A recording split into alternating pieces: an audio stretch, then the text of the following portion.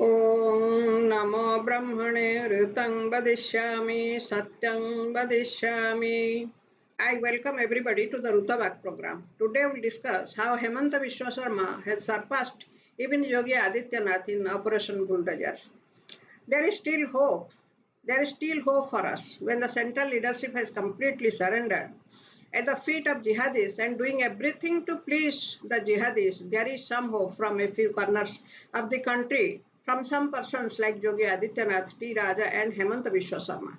Yogi Adityanath has taken a number of pro-Hindu and anti-jihadi decisions, but his actions are mainly for law and order. And it is also excellent. He has bulldozed many illegal buildings of gangsters and goons and anti-social elements. But Hemanta Viswasarma, the reputed Chief Minister of Assam, has surpassed even Yogi Adityanath. Whereas Yogi Adityanath destroyed illegal buildings of gangsters, Hemanta Viswasarma has started bulldozing madrasas. The madrasas which have connections with jihadi organizations are being bulldozed by the reputed Chief Minister. Madrasas connected to Al-Qaeda, Indian subcontinent, are found in Barpeta, Walpada and Bongainga. Three madrasas are being bulldozed. It is really commendable action. We congratulate it. We stand with Hemanta Viswasarma. We extend our moral support to him. Every patriot Hindu should extend his moral support to Hemanta Viswasarma. And of course, Yogi Adityanath is not lagging behind. He has started a survey of non-aided madrasas.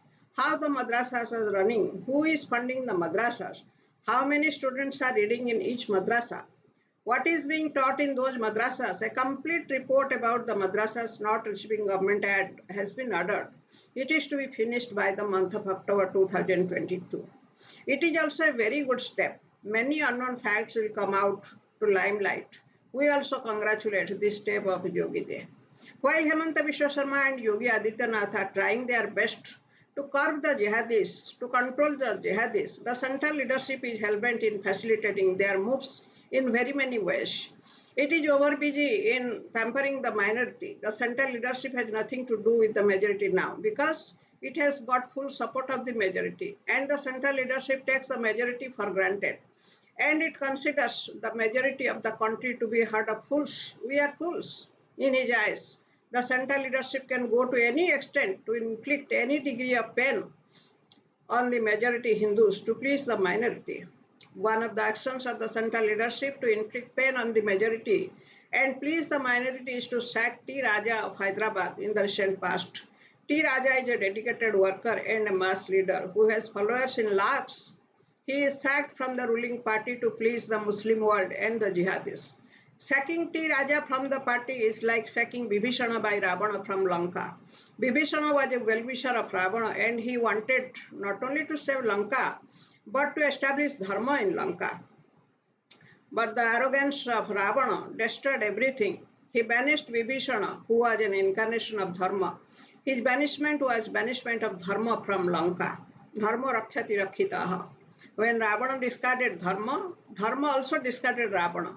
And it brought catastrophe over Lanka. It brought an end to Ravana also.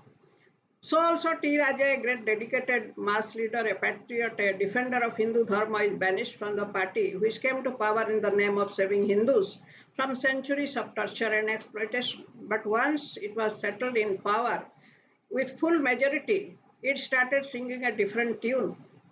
It is playing the music which would please the jihadis, the Hindu killers. But there is still hope. There is hope from persons like Hemanta Viswasarma, Yogi Adityanath and T. Raja, etc. Let there be hundreds of leaders like those good souls. Let Dharma be established in Bharat. Let the unfortunate Hindus, tortured for centuries, live in peace and tranquility. Thank you. Jai to Bharatam.